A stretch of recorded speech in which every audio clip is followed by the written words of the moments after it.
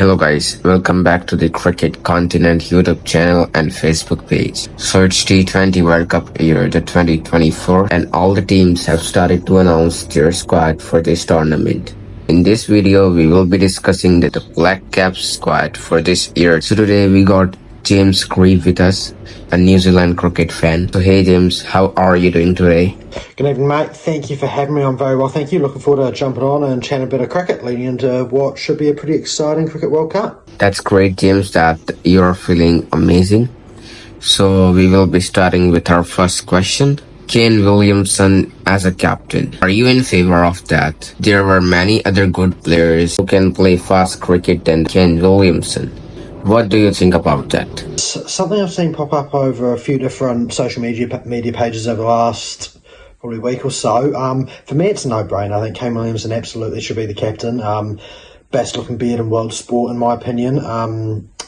He's shown it over the last few World Cups, ODI and T20, that he really steps up in those moments. The only other realistic option would be Tim Southee, which, I mean, there's a world where he's not even in our starting 11. So, no, for me, Kane Williamson, absolutely stoked that, one, he's fit and is able to make this World Cup. That's been a bit of a worry the last few years, but no, 100% think he should be our captain, and stoked he's going to be there leading the boys. Okay, perfectly got it. So now we see there are only two changes as compared to the 2022 World Cup squad. In the 2022 World Cup squad, the same team was playing. The team will be playing the 24 squad. Only two changes. Are you satisfied?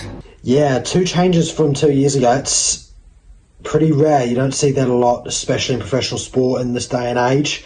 Though I think if you look at the changes, we lose Martin Guptill from 2 years ago and replacing Rachel Ravindra, who's just been on a tear the last 18 months across all formats. So stoked to see him in there.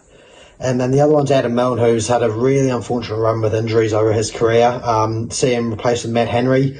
I thought Ben Sears was pretty unlucky. I think he was very exciting in that Australia series that we had earlier this year.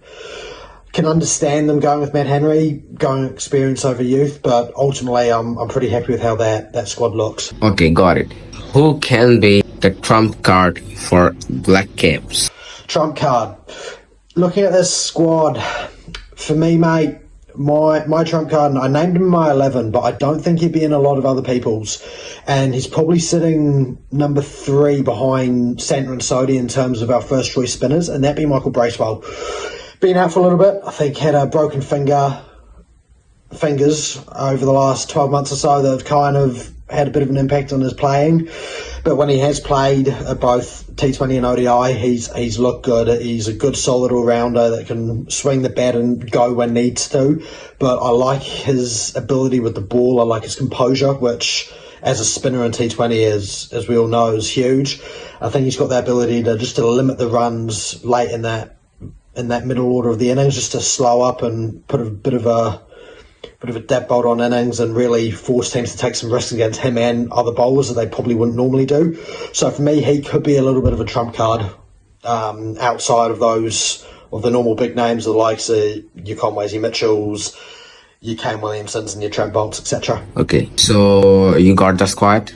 So predict your playing 11 for this tournament. Like, if you are coach or captain, what playing 11 will you choose? Yeah, this is an interesting talking point. What's our best 11 look like? I think opening's interesting. Finn Allen and Devon Conway's probably the incumbent 2 spots.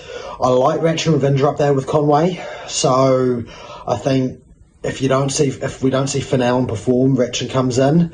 I think that's Rachel's probably best position to play in this team if we look at the rest of the squad.